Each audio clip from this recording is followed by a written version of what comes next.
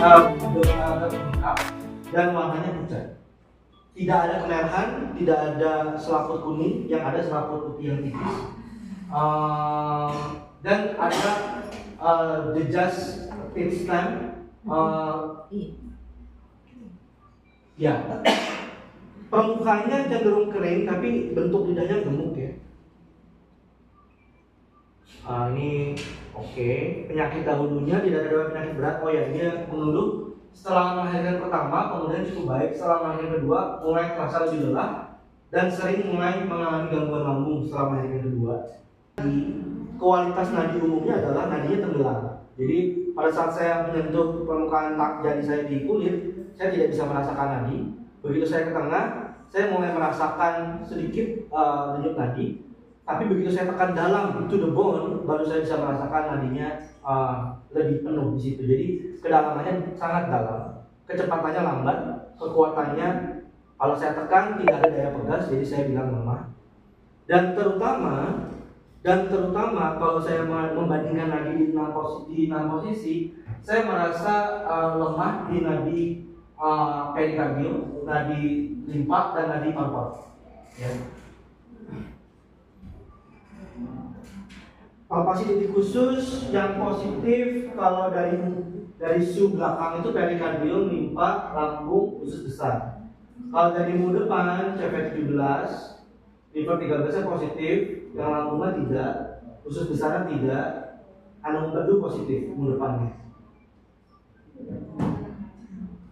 Kalau dari Yuan hampir semua positif ya kalau ditekan sebenarnya.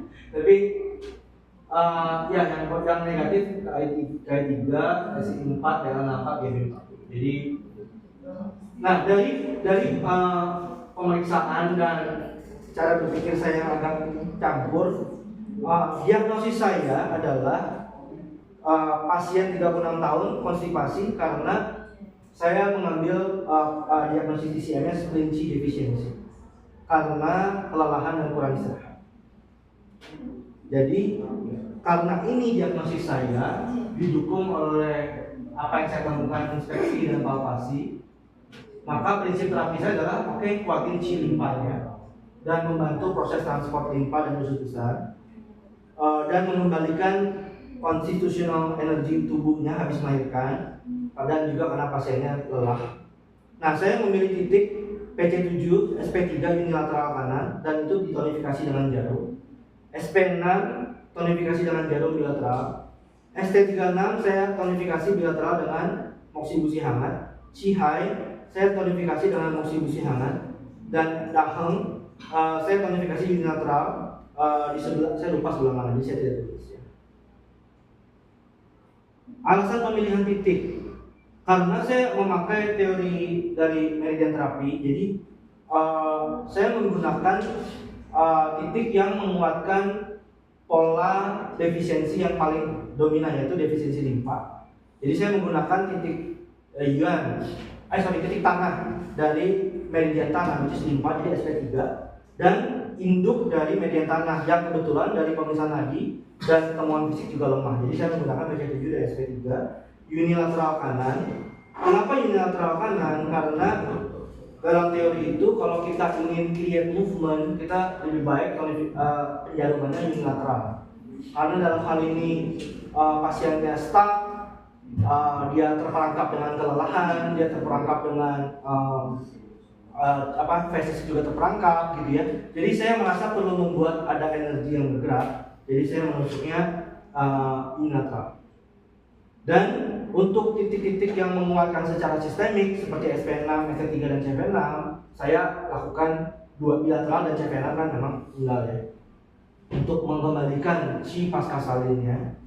Dan SP15 adalah titik yang memang secara tradisional dipakai untuk mempromot peristaltik usus besar yang disebabkan oleh defisiensi limpa.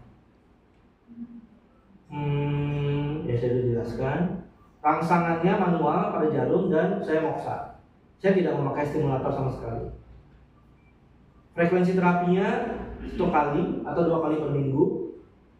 Dan saran anjurannya adalah konsumsi makanan hangat seperti jahe, sayuran yang dimasak, dari makanan dingin dan mentah untuk memakan limpahnya lebih lagi. Dan harus cukup istirahat. Usahakan jalan santai di pagi hari meskipun sebentar. Perlu diskusi dengan suami dan support system agar bisa mendapat lebih banyak.